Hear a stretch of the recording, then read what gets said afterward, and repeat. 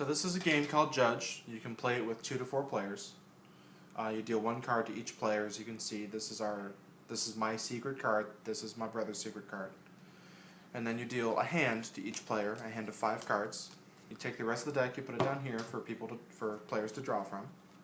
You can look at your hand and you can look at your own secret card, but obviously you can't look at your opponent's cards at all.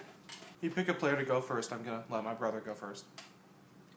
So I'm going to start my turn by drawing a card, and right now I'm trying to figure out which card I want to hand over to Rob first as my guess for the secret card.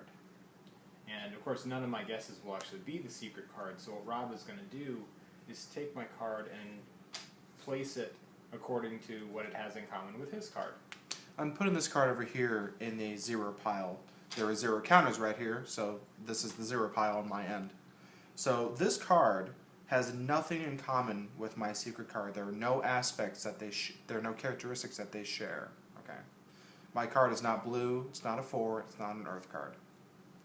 Now it's Rob's turn. Yeah, since I just put down a card, this is an easy to remember. When you put down a card, then you draw a card, and then you start your turn. So I'm going to give Brian a card. Here you go. He's going to reconfirm a secret card and then put it down. So this has nothing in common with my card. And now that I've laid Rob's card down, it's my turn. Brian is probably going to use his card that he already has down here as a reference point to play the next card. Because of course you need to use the cards that he discards to me. He needs to use those cards together to try to figure out what this card is. Or he might just pick some random card. I don't know. I don't know his method to his madness. Let me look at this. And goes in this pile. And it's Rob's turn. Okay. I'm going to give Brian this card. This will tell me if the card is red or not. Possibly.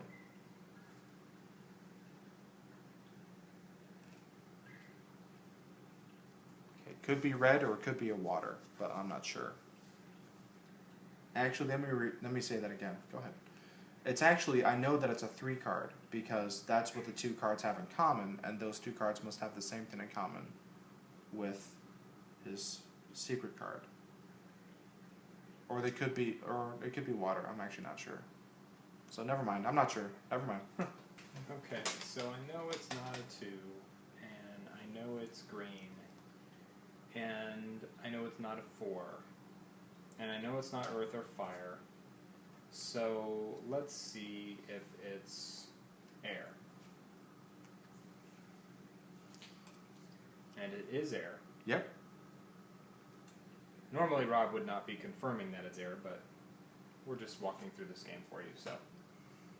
I don't know if you've noticed, but I'm not very good at remembering my cards, so I keep checking it. Well, I don't have a green water card, but I'm going to try a green 3 card and see what that does. Because I know the card's green. Because I know the card is maybe green, so we'll see what happens. Oh boy. Well, those cards have 3 in common, so 3 in common. They have the rank of 3 in common is what I mean. So I know that this card has to be a 3 because it's not a water card. But I still don't really know what color it is. So. And actually, actually, you can't even really tell that because this is a different color from the other 2. So, for example, it could be that it's a 3, or it could be that it's right. Water and green. Because then it would still... Right, or it could be... These all would still only have... Or it could be red and air. So those are kind of my the 2 possibilities here. Go ahead. Well, if it were red and air, mm-hmm. then this wouldn't work. This wouldn't be in the 1 column. It was red and air, so it has to be green and water. At least that's my logic. Go ahead. Or it could be a 3. That's none of the other characteristics. Except that it can't be that because it has to have a color in common at some point. Right. Okay. So now that we've helped Rob figure out something about my card. This is the part where Brian stops talking for his own good. Okay, so what do I want to do? I know that that Rob has a wind card, and I know that it's green. So I need to find out what rank it is. In other words, whether it's a 1 or a 3 or an X, because I know that it's not a 2 or a 4. So I'm going to play one of those cards.